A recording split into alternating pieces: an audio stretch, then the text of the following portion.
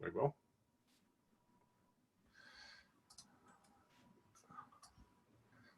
And we'll see that Craig Phillips is the first person in the door.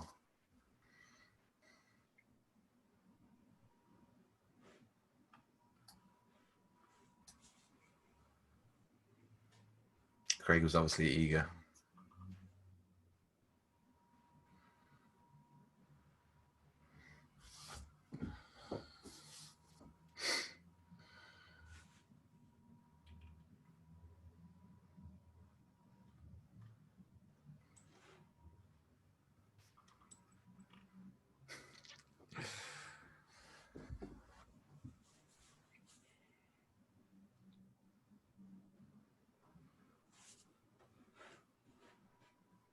So basically, we're just going to give it, I don't know, 2, 3, 4, 5 minutes maybe, just see how many people turn up. And then we'll get started with the questions. Okay.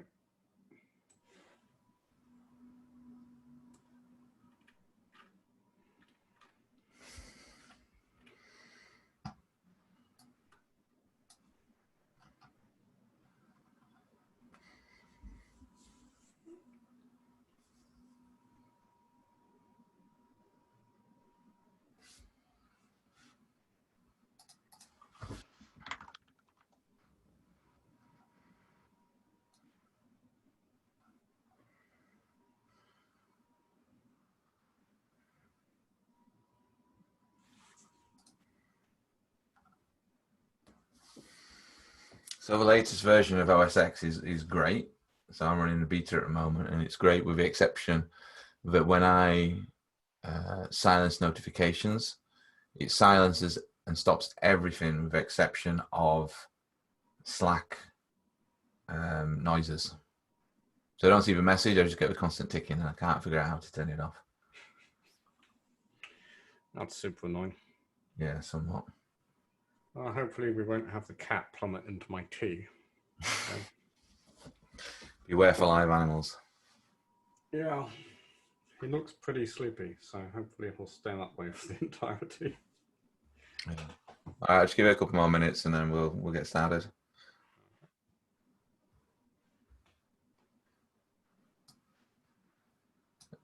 Craig, I don't think you can see if there's other attendees, but they are more than just you.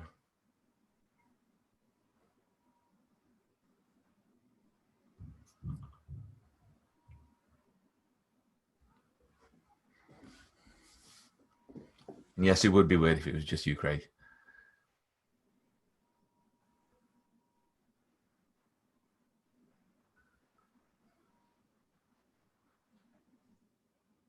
All right, I think we'll just get started with that.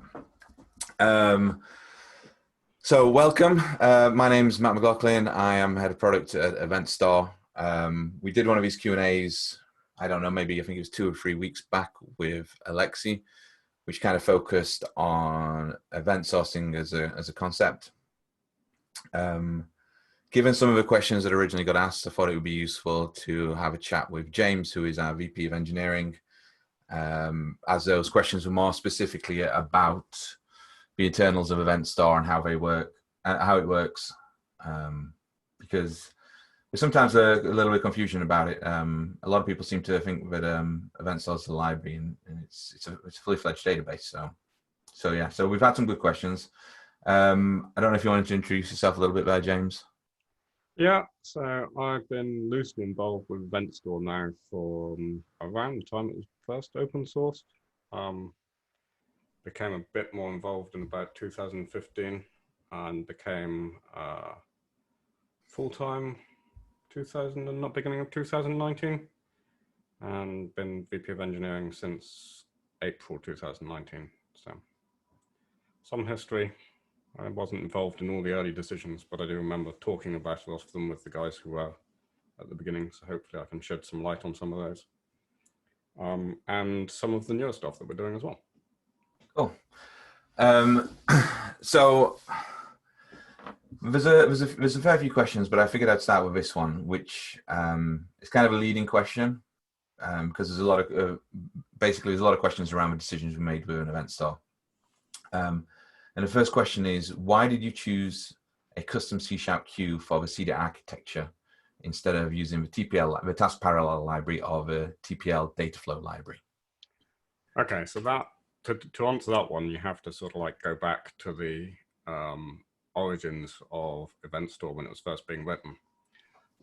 So not many people know this, and it's not necessarily obvious because it's written obviously in C# and ran for a long time in .NET Framework, but its a primary target in the beginning was actually Mono. So TPL wasn't available for Mono for a start. And one of the reasons there are quite a few concurrent queue implementations within the code base is that when the project was first started on Mono, concurrent queue was basically a wrapper around a normal queue with a lock on every single operation. Right. So these things weren't available when the project was started, and a lot of that has meant that we have some constructs like some multi-producer single consumer queues, which have been specialized within the code base. Most of those aren't used anymore. They should disappear from the code base once we're no longer building on Mono.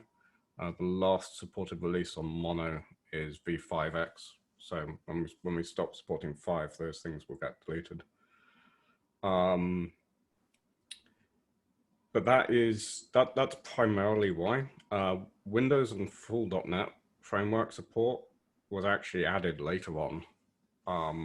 So that's why there's a few, okay, if we're using Windows then and .NET framework, then we'll use the concurrent queue. And it's kind of been a journey along that path, which has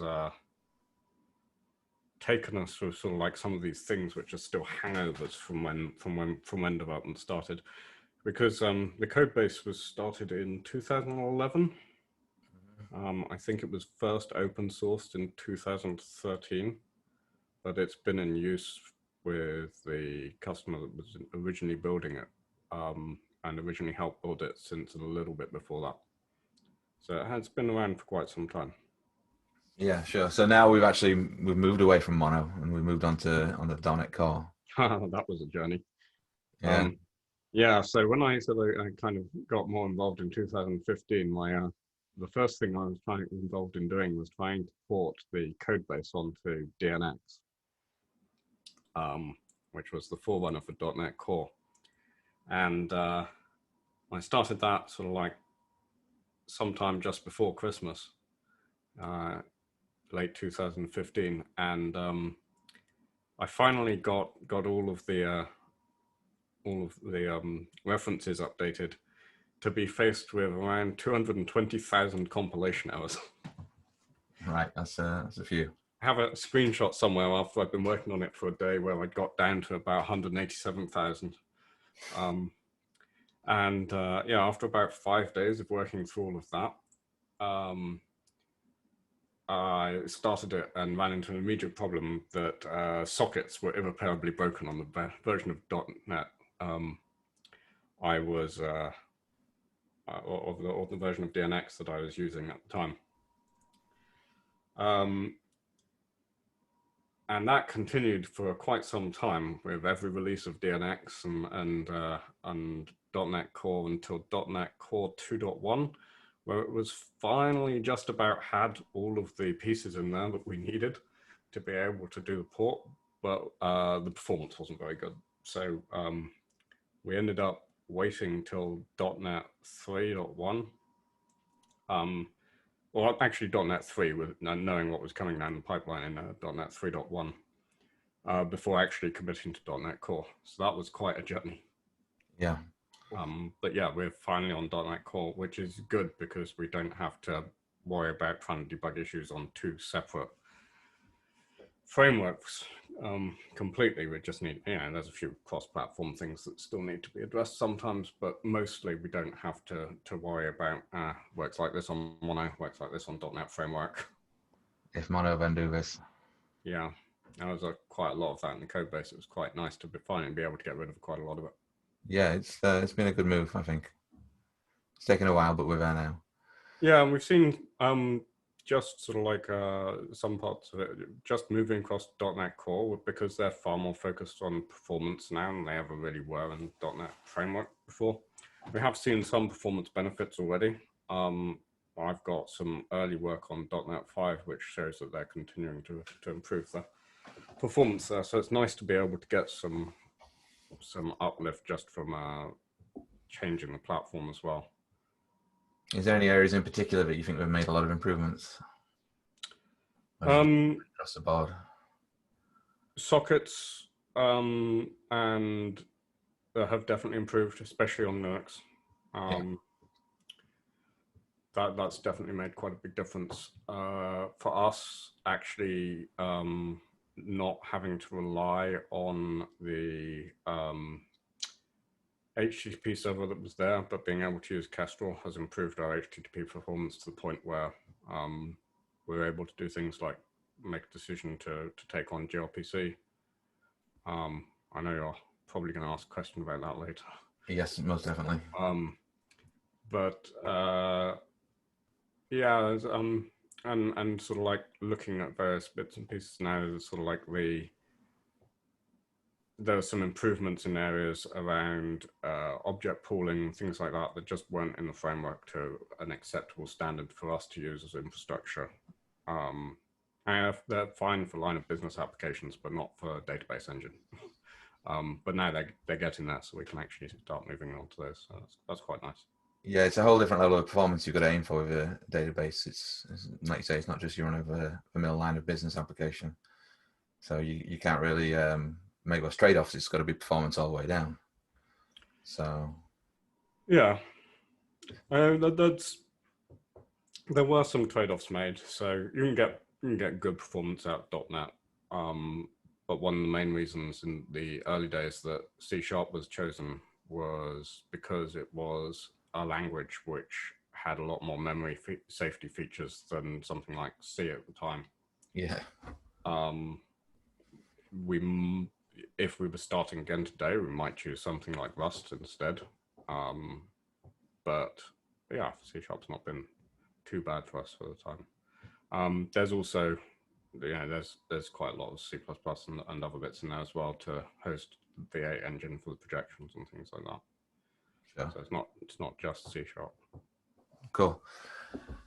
Next question. Okay. Sure. So the next question is, my EventStore instance is installed in a Debian Buster box.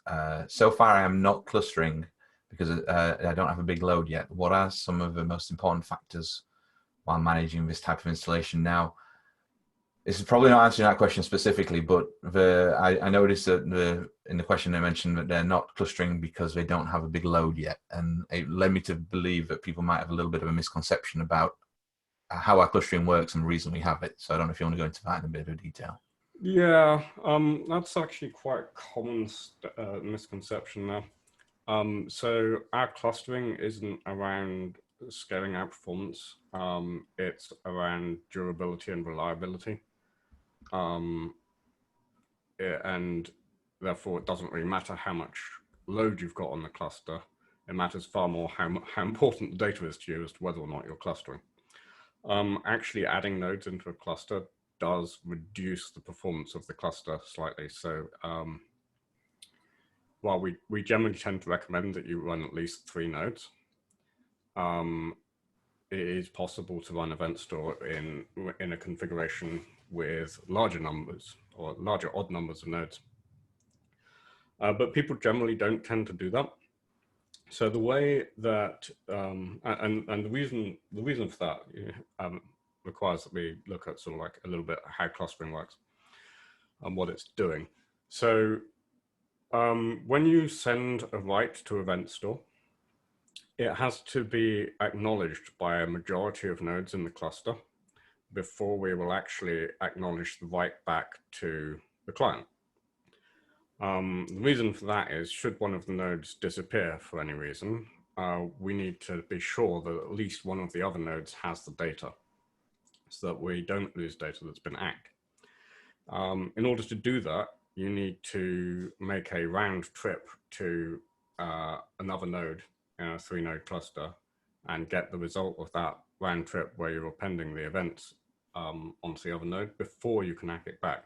So the more nodes you put in a cluster, actually the slower it gets, because you need an act back from the majority. So when you move from a 3-node to a 5-node cluster, you now need an act back from 2 of the other nodes in the cluster. So you've got 3 nodes which have the data. So yeah, clustering isn't there for scaling up the throughput. It's there to increase the reliability. I say that because if you go from a 3 to 5 node cluster, the reason you would do that is to tolerate more failures within the cluster before you get a service outage from the cluster. So in a 3 node cluster, if 1 node goes down, you're okay. If 2 nodes go down, you don't have a service anymore. In a 5-node cluster, if 2 nodes go down, you still have a service. So that's the main reason why you would increase the number of nodes in the cluster. But the trade-off there is that for increased resilience in the cluster, you're reducing the amount that it can actually process. Sure. So you say each node has to acknowledge the event before it returns back. What actually goes on in what is the process of acknowledging an event within a single node? So if we talk a little bit about how elections work in EventStore, so in EventStore, the election's basically there to choose a leader node, which is the one which makes the decisions about whether or not events can be written based on version numbers and things like that. And then once it's made that decision, it will then replicate that decision over to the other nodes. And once it's got an acknowledgement back that it's on the other nodes and indexed it so that you can read the data that you've written back again, then it will acknowledge back to the client that it's actually had that byte.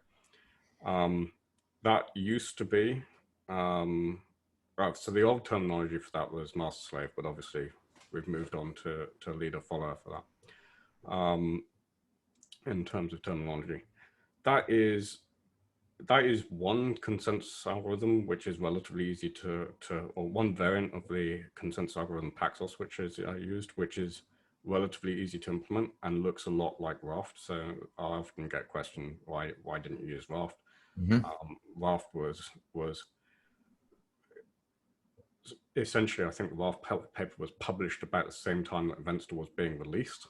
So there was a timing thing, but actually if you look at our Paxos implementation, it looks pretty similar to a Raft implementation in many ways. That was actually one of the questions, but yeah, carry on. So yeah, that's kind of how a bit about how we make the decisions about what data is stored.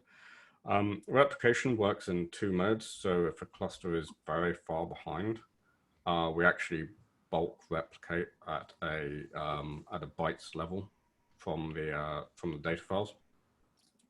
But after that, it's done at an operation level. We only really have a couple of operations which mutate the database, which are essentially appending events. Right. Cool. So another area which a lot of questions have been asked around is indexing. There's a couple of questions. We'll start with one, which is how does index caching work and why is cache depth important? Probably worth kind of giving a bit of an insight onto how indexing actually works with an EventStore, maybe before we lead into that question.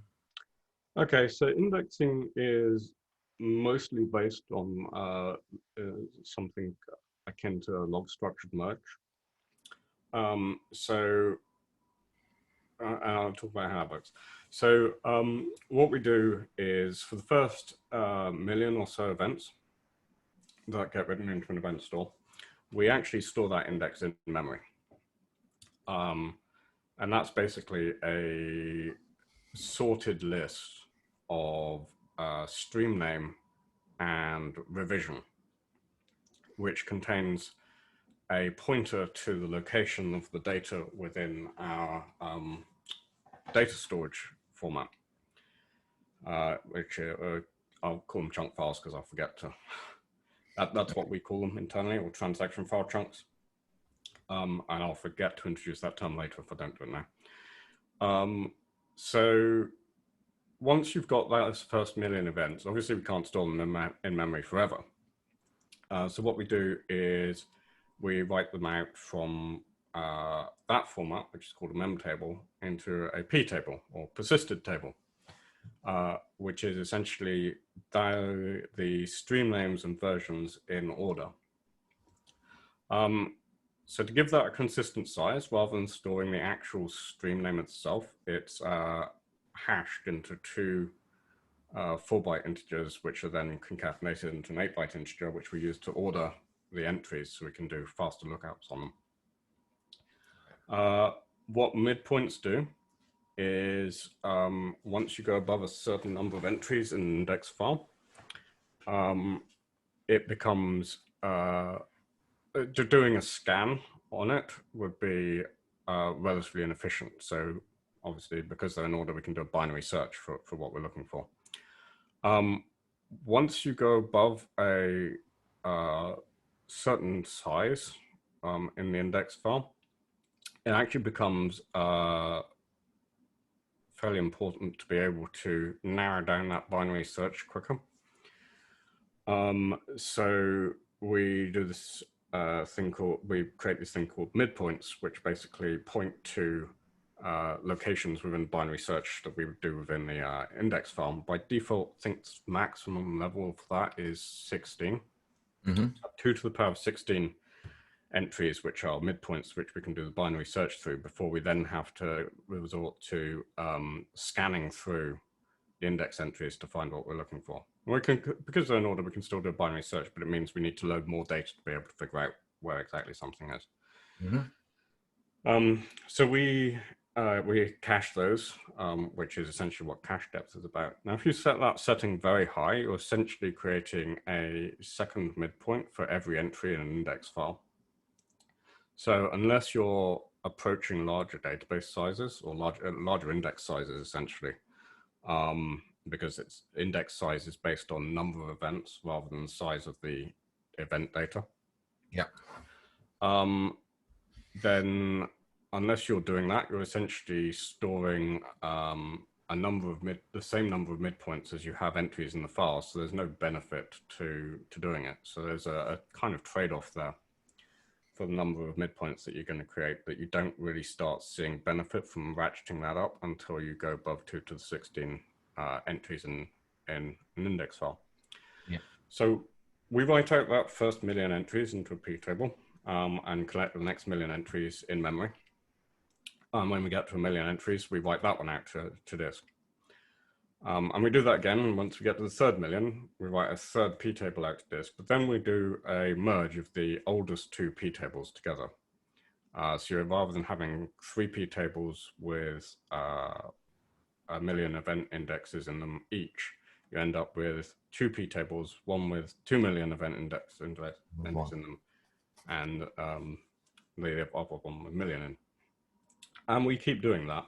And yeah, that can get quite big. In fact, at some point in time, the number of entries you've got in them can get to the point where you probably don't want to do that automatically, which led to adding a max auto merge parameter. So that is another question. Yeah, setting me a max auto merge index level in a cluster. What are good values? What are good offsets? So that basically depends on how fast your index is growing. So you want probably to control when the bigger P tables are being merged together.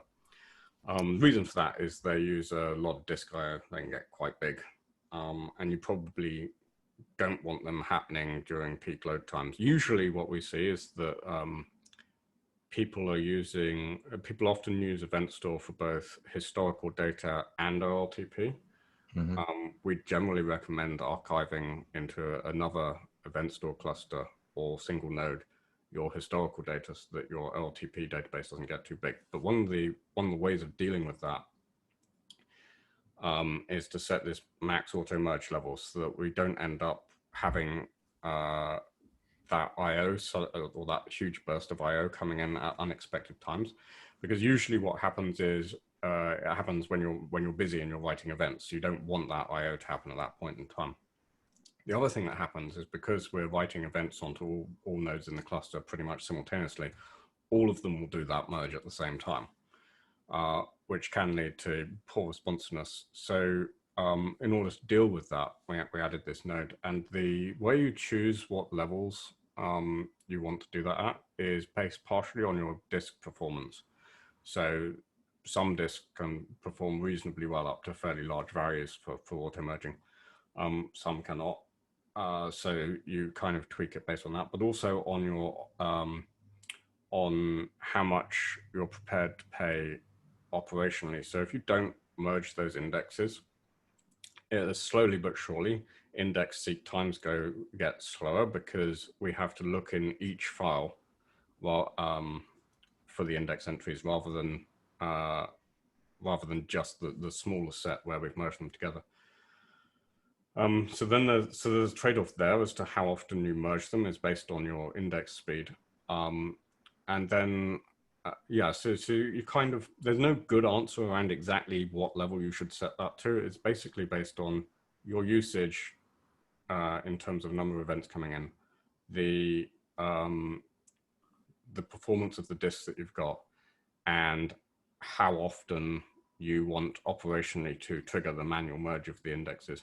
So when you trigger that manual merge, you generally would start on a node which isn't the leader, let that one complete, then do the next node which isn't leader, let that one complete, and then fail over the leader to another node. 20.6 has the ability to do that without for a leader to resign without actually having to do a restart. Yeah. And then you'd finally do the index merge on that one. That said, generally the level of index merges that you're looking at there, where people are doing that, generally tends to be about 1.5 billion events. So it's not. Oh, so you're merging two P tables of 1.5 billion index entries in together. That is not it's obviously not something that a lot of people have to do every day. No, I mean, we're talking the higher end of this usage. Yeah. So you mentioned a little bit about I/O and the effects that the index merging can have on that. Another question which has been asked is, what are some good strategies for reducing disk I/O pressure? Okay, so there's a couple of things to already think about that. One common problem we see, which causes a lot of extra disk I/O, is when people are using a lot of projections. I think that's partially because sometimes we haven't done a great job of explaining really what projections do. Oh. So projections inside EventStore are primarily a way to repartition streams.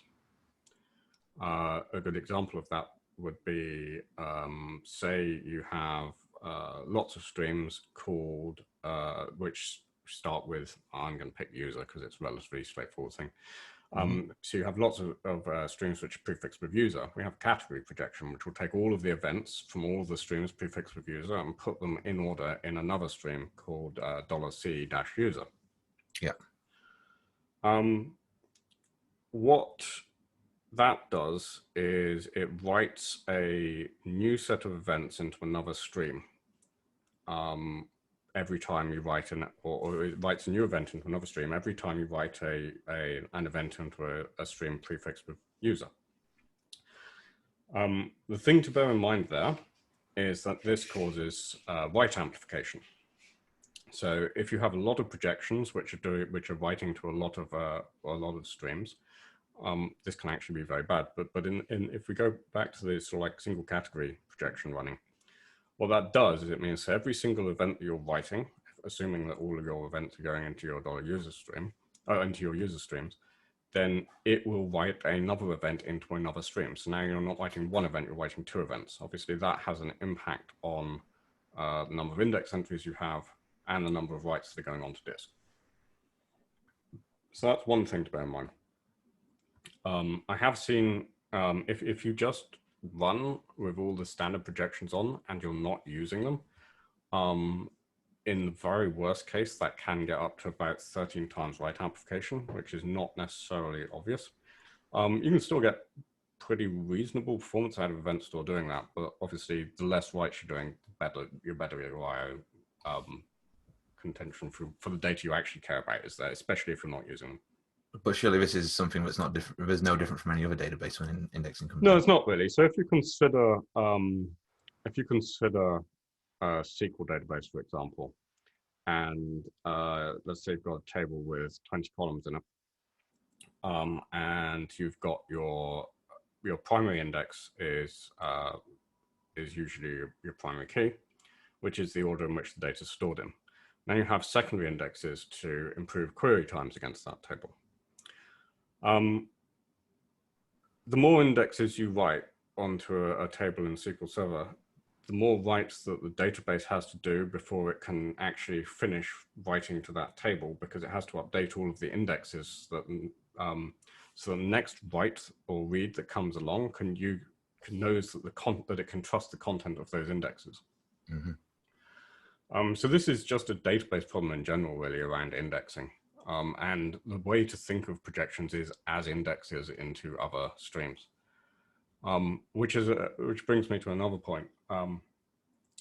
If you're reading from $all, for example, I often see that people will read from $all with resolve link tos on. So in order to avoid copying the data into other streams, what we do is we write when a projection writes a link to event, it's actually a pointer to where the other event is in the other stream. Yeah. So if you're reading from $all, those link to events will appear later in the all stream than the events that they're pointing to. So you will have already seen them. Yeah. Yeah, and if you resolve them, what that means when we're reading is we read the event, and then later when we see the link to event, we read the link to event, and then we have to go and read that event again. Yeah. So that generally that's an interesting edge where you can get this kind of read amplification going on, where you're resolving link to events that you don't really need to. One of the most common reasons for repartitioning those events is that you want to get all the user events, for example, in a subscription. So one of the things that we introduced as well in 20.6 was the ability to do server-side filtering. Well, before you get into that, that is actually a question which I'm just about to ask. So shall I ask the question first? Okay. All right. Yeah. So because there's a couple of bit parts of this question, I just want to make sure we're all covered. So as we go into it, cover these points, basically. Is there any measured comparison between projection plus subscribing to a projected stream versus subscribing to all with server-side filtering? For instance, turning on by category projections and subscribing to the CE aggregate versus turning off by category projection and subscribing to the all with filter streams that start with aggregate hyphen. I feel like I'm halfway through starting to answer this. Oh yeah, sorry. And also, is there any way to turn on only some of the system projections? So I'll answer that last one first, because that's nice. That's easy. I won't forget about it then. Yeah. So yes, you can turn on and off individual system projections. Once you've started EventStore for the first time, depending on what flags you've used, you can either switch off or switch on just the projections that you want to use. And it will remember what the state of those are, so you don't need to do it again. And that you only need to do that on the leader node, and it will be remembered, and that's stored actually across the cluster, so that will apply to the entire cluster. So I think that answers the first one. Yep. So the server-side filtering versus the projections. So if you're not using projections, you've already eliminated that white amplification that I was talking about. You're also going to eliminate the read amplification that you get from resolving link tos, because you're not going to be resolving link tos. A lot of the reasons people worry about using projections and subscribing to a projected stream rather than just subscribing to $all, is that they're worried about the amount of data that the client is receiving. So server-side filtering basically filters that out on the server side before it gets down to the client. There are some features coming up in the future which will enable us to actually filter that out before we even get as far as reading the data. So that will make significant change, a significant performance improvement on server-side filtering on top of what's already there. Reading from $all generally tends to be the fastest way to read anything from EventStore, provided that you're not starting from the beginning of time every time. And the reason for that is it's actually the order in which the data's stored in, so we can just do a straight read through the chunk files. Yeah, so that gives us a nice sequential read speed, and it's just by far the most sympathetic way of reading data from EventStore. Yeah. So your recommendation would be, if in doubt, subscribe to the all stream and filter where necessary now. Yeah. Cool. Sounds good. Ready for another one? The other thing I'd say though actually is it's easier to start doing that and make a decision to go the other way to using projections than it is to go from projections to $all. The reason for that is that the index entries point to the location of the data, which is known as the prepare position. So when you're reading from streams, you don't actually get the prepare commit position, which you need to get the data from the all stream. But you do have, obviously, the stream position of the origin stream when you're doing that. So it's relatively easy to know where you've got to that way, but going the other way around, you wouldn't know where in the all stream you've got to in order to restart or to migrate to the right position. So it makes it a bit easier if you start that way around as well, should you decide that you actually want to go the other way. Right. Okay. Yeah, I'd agree on that. Next question. Okay. Cool. All right. So, which one? Okay, this one. We'll go with this one. Are there any plans to have inbuilt sharding support? Can you maybe expand how sharding can be achieved currently? Some best practices. Sharding is an interesting question, quite a thorny subject as well. So there are no plans in the short term to do sharding. And the reason for that is that while sharding in essence looks like it should be quite simple, the biggest problem comes around, so let's talk first about basic sharding implementation, because that's probably the easiest way to talk through it. So let's say you have 3 shards. Yeah.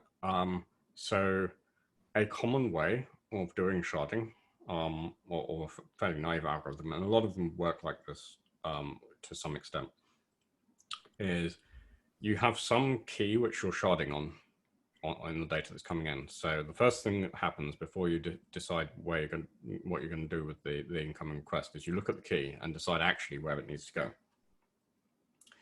So let's use my imaginary hash algorithm, which will hash user 1 to shard 1, user 2 to shard 2, user 3 to shard 3, user 4 to shard 1, and so on. Yeah.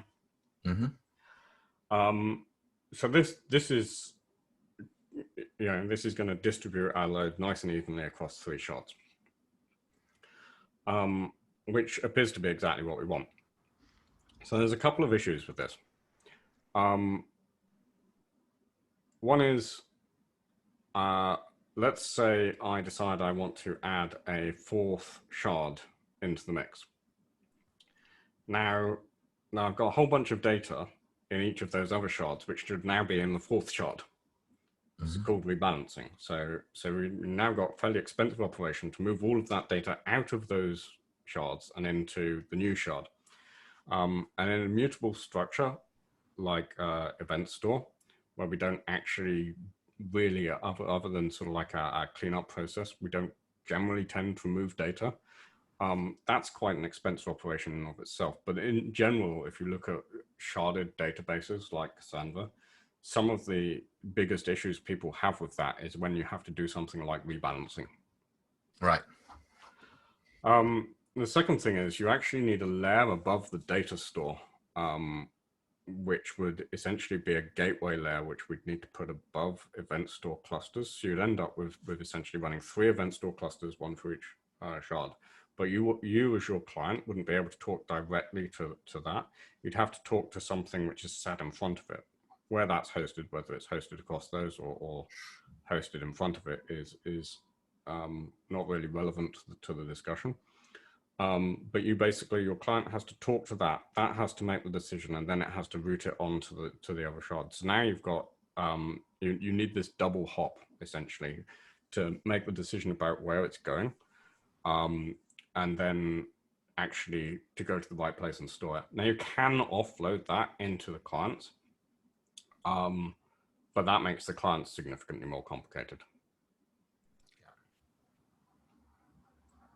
Is that kind of Yeah. I mean, so how could it be achieved currently?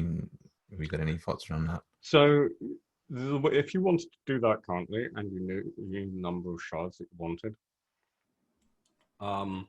then what you do is you basically write that API gateway that I was just talking to. You would essentially replicate the protocol for talking to EventStore and use a hashing algorithm or sharding hashing algorithm in front of it to decide which cluster in the shard set you were going to write to. One of the other things there, of course, is that you're assuming that your shards are all being used equally, and that's often not true. So if you were going to introduce sharding into a commercial database platform, such as EventStore, you'd have to consider how you deal with something like a hot shard.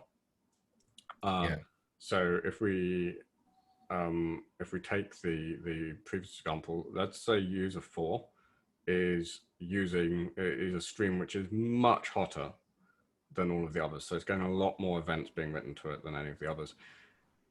Now, anyone else who's ended up being put in that shard is going to pay the cost for the other user or for that other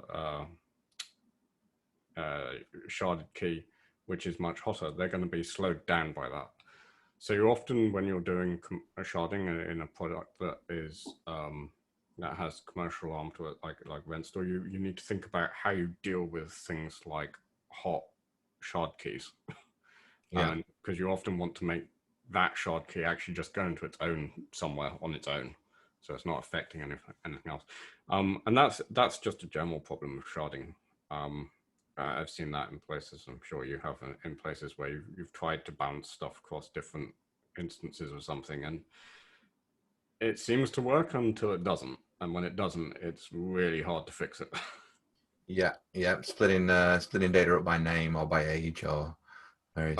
Yeah, I think we were talking the other day about splitting data up by age in a hospital database. It's a terrible idea because the majority of people who end up in hospital are usually older because that's when they tend to get sicker. Yeah, unfortunately, that's the case. Yeah. It's just a fact of life. So if you're sharding based on age and you've decided to have a bucket which is everyone over 55, you're going to end up with a bucket which has got a lot more in it than anything else. Yeah, and I'm getting close to 55 every day. Okay, let's look at another question. So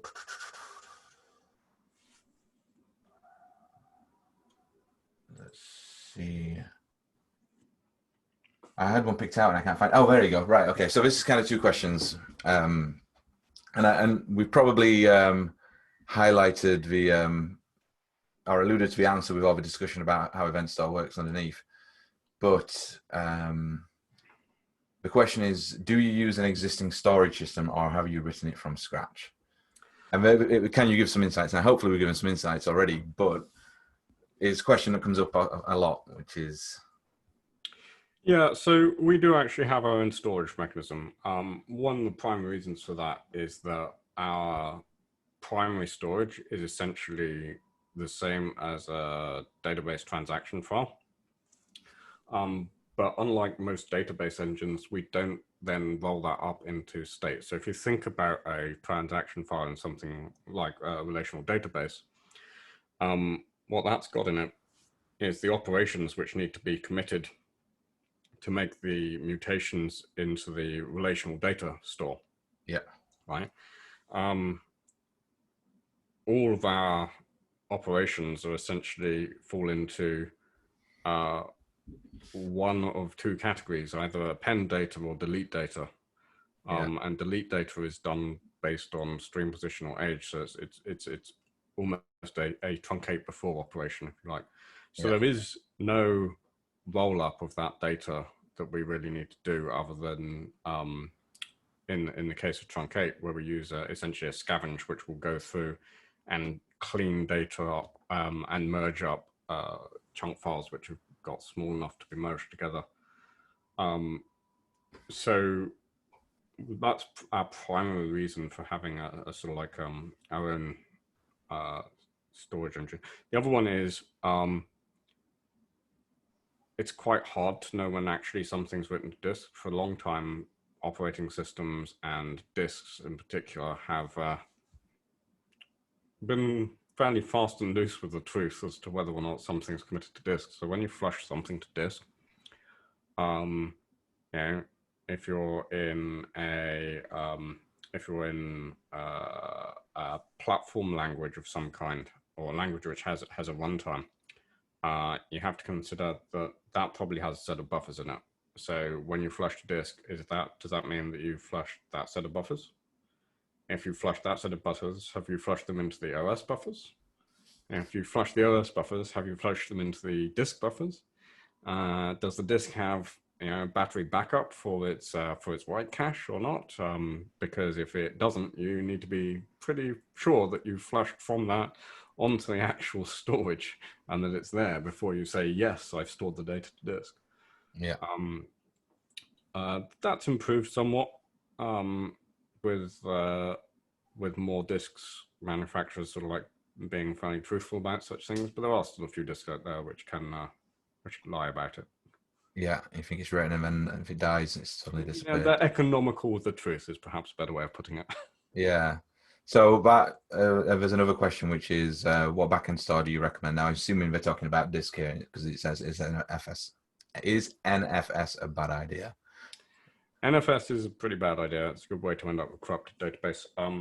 So primarily, if you're running on Linux, we'd recommend ZFS. Because that allows you to switch off some of the checks that we do, because it has its own built-in checks around bit rot and corruption detection and recovery, which means we don't have to do it, which makes things a little bit faster, quite a lot faster on startup actually. And it also gives you much better control over deciding exactly how you want the disk to behave underneath. Also with bucketing, partitions, and things like that. If you're on Windows, a straight NTFS file system is fine. But you really don't want to be. A network file share is usually a pretty bad idea.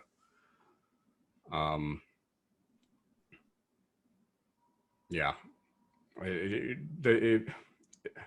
It pretends to make a lot of the same guarantees, but a lot of them don't. So some of the cloud providers, where they're attaching disks via network, they actually use different protocol, which allows you to set the things like the force unit access bit, which is a SCSI device driver bit, which allows you to say that you actually want the data to go to disk when you say flush to disk, not say I've sent it to disk and not put it on the disk. Yeah. Okay, cool. Right. More questions. Okay, so let's take one from Slav. which goes back to something we were talking about earlier, which was the index and chunk files. And the question is, are index and chunk files unique per node in cluster? If index or chunk files get corrupt on one node, can that file be copied from another node, or are they going to be unique and can't be mixed with files from other nodes in cluster? Okay, so EventStore is a shared nothing database, which means the index files are built individually on each cluster, and the chunk files are written individually, or individually on each node, sorry, and the chunk files are written individually on each node. However, the way the replication works means that you get to the point where they might not be specific byte for byte, exactly the same, because of some operations which go on, they will eventually get to be the same. So if you, what I mean by that is if you have a node which becomes separated, it may have different data in its chunk files, especially the ones that it's writing, to the ones which are still part of the cluster. But any node which is still part of the column in the cluster, you can copy those files from one node to another node, especially in the case that you want to take from a healthy node and restore a failed node for some reason. You can just copy those onto the other one and it will start. If you don't want to copy all of them, what will happen is it will catch up from where it got to. The other thing is that if you don't copy all of the indexes across, it will catch up with the indexing as well. How caught up it is used to decide whether or not it's a candidate to become leader during an election. So, Okay, cool. I think that answers that one. Yeah, hopefully so. Right. Let's have a look. So we're coming close to the end. Okay. So we talked about this a little bit earlier, which is in the latest version of EventStore, we moved from TCP to GRPC. Why have we done that? Okay, so EventStore for a very long time has had its own TCP protocol. The main reason for that is there wasn't a fast alternative that didn't involve a custom protocol for sending things over the wire.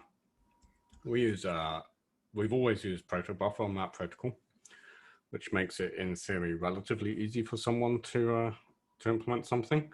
But then because it's just messages, actually performing operations and knowing what sequences of messages you need to deal with and dealing with those on clients has actually made it quite hard to write clients for other platforms. So GRPC has, in the most part, got fast enough now that it is an acceptable replacement to TCP. It's also using protobuf, which means we have a schema that we can publish out as well, but it actually allows us to specify the operations. And the operations with the sequences of messages which are expected within those operations. That makes it much easier for us to build clients to support other platforms. So historically, we've had a supported .NET client. We've adopted a Java client, but haven't been the maintainers on that. There's been a Haskell and Rust client kicking around for a bit. We actually hired the guy who wrote those, so we can make those a bit easier to maintain. Yeah. But you know, we get questions like, "What can we do to use? No, what can we do to use? We want to use PHP and EventStore," and the answer to that has only been use the Atom interface, which is a little bit yucky at best. It's slower as well. And it's a lot slower. GRPC means that we have not only been able to get a new client out the door, but actually we are closing on open sourcing clients for Node.js, got Haskell and Rust said, Go, Java, And those will be first-class supported clients from EventStore. You say Node? Am I going deaf? Yeah, I think I said Node.js. Okay, right, yeah. In my head, I said Node.js. I think you did, yeah. Sorry, just checking.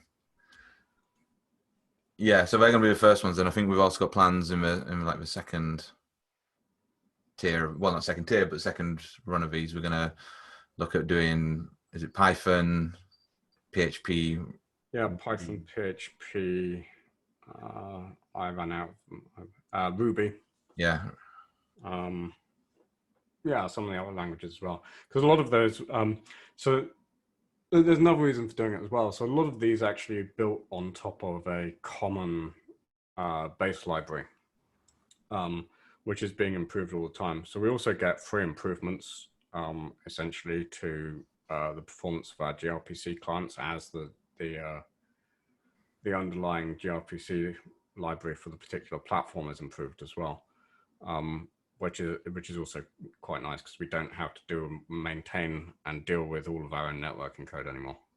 And that's not hard doing it for one platform. It gets hard when you're doing it for 7 or 8 different languages. Yeah, absolutely. And I think, did you mention, I mean, basically if we're running on GRPC, any of this, speed improvements that come into GRPC, then we're obviously going to get as well. Should be good. Yeah. Okay, cool. So Tyler Gregory asked, and I didn't catch this earlier on, but he says, you mentioned reading from the alt stream as the fastest way to read from ES, provided one is not reading from the beginning of time. Why is that a special case, and is there a better way to handle it? Okay, so what I meant then wasn't that that's a special case, just that if you're reading $all from the beginning of time and you have a very large database, you need to read the entire contents of the database across a connection. That's just going to take some time. Yeah. You have to ship a lot of data. It's still faster than, for example, reading through, if you've got the streams projection running, it's still faster than reading through the streams list and then reading every single stream individually because you're avoiding the index lookups. Right. Okay, so a bit of clarity around that. Time for one last question. Is there any you want to pick? How much time do we have? Not much. I might answer the EventStore MQ question. All right. Okay. Fair enough. I didn't know. I don't remember seeing that on the public roadmap, but okay. No, I don't remember it being there either. But yeah. So one of the things which is fairly important to me, and also important to EventStore, which will help us. Which helps us because it drives the adoption of things like event sourcing and event-driven architectures and things like that, is to actually have a set of things that work well together. Because at the moment, for example, everyone says, oh, we want to use EventStore, but now we have to make a decision on messaging and which messaging things should we use and how do we deal with that. And we get lots of questions about messaging.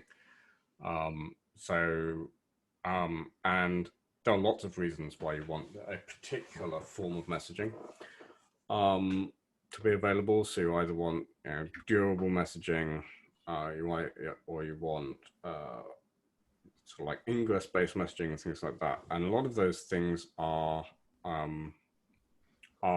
fairly important to building very large event-driven architectures, which EventStore plays with very nicely because it stores events, but then it's how do you connect it all together? So we've talked about things like being able to have a message queuing platform built on the same resiliency technology that we've got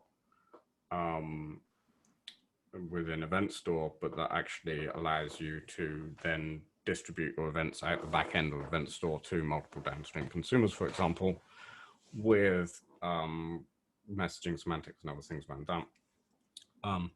Also, things like projection hosts. So we talked about the idea of using some projection hosts, because a lot of the time people will use something like They'll use persistent subscriptions for updating read models, for example, which is the wrong thing to do. I probably shouldn't have said that right at the end because now I need to answer more questions around that. Yeah. But they'll do that because they want to have the resilience of having, if one thing updating their read models goes down, they want to have something else come along and pick it up so that they don't experience an outage or delay for too long updating their read models. So better ways for people to be able to do that than using things like persistent projections without having to say, oh yeah, you need to bring in this other thing as well. Mm-hmm. It's not that those other things aren't good, it's just that it makes it a very complicated answer. And by doing those kind of things, we can also start to do instrumentation and monitoring across all of those platforms to give you a unified view of what's happening in the database and the messaging and the event processing layers. So long-term goals, and still early days yet, but I'm very much hoping that it's going to drive sort of like a new generation of event-driven architectures that work and are easy to put together out of the box rather than can be as difficult as they are right now. Yeah. Because every single choice that you make comes with a different set of trade-offs with no real way to compare across them because they're all competing with each other. Yeah, I think it's fair to say, as far as roadmaps are concerned, that the priority for us at the moment is in the cloud product and making sure. Yeah, getting EventStoreDB into cloud is definitely top of our priorities right now. Two reasons really. It's probably been the most asked for thing of EventStore Ever. for years. Yeah. So having the ability to provision EventStore clusters in the cloud without having to maintain them yourself is quite important. The other thing is that it significantly lowers the barrier to entry as we look to lock down the product secure and make it more secure when it's sort of like or more secure by default when you're deploying it into production, rather than having to switch on all the security, make it so that you actually need to switch it off if you want to run it without it. Yeah. And things like that. It also allows us to start dog fooding that setup and making sure that we're getting all of that right, and polishing that experience for our users as well. And the ability to spin up a node to do some development on in the cloud, and then or scale that up in the cloud with EventStore support behind it, and know that you've got that support without having to go through to our ticketing system necessarily or things like that, because we've got monitoring there. That's quite useful. I think that's got a lot of value to a lot of people. Yes. All right, cool. All right, we've gone past just past the hour. I know we haven't managed to get to everybody's questions, and because there was quite a few that came in, especially through the registration form. I will say, however, that we have a forum which I'll post in the chat now, or at least type it, which is discuss.eventstore.com. So if there are any questions that haven't been answered but you're still burning to get an answer for, by all means post it on there and we'll get around to answering it offline. But other than that, I just want to say thank you for everybody for attending, and thanks for James for suffering through all of my questions. Hopefully it's been insightful as to how EventStore works internally, and thanks again. Okay. Talk to you all later. Thanks guys, hope you found it useful. Bye.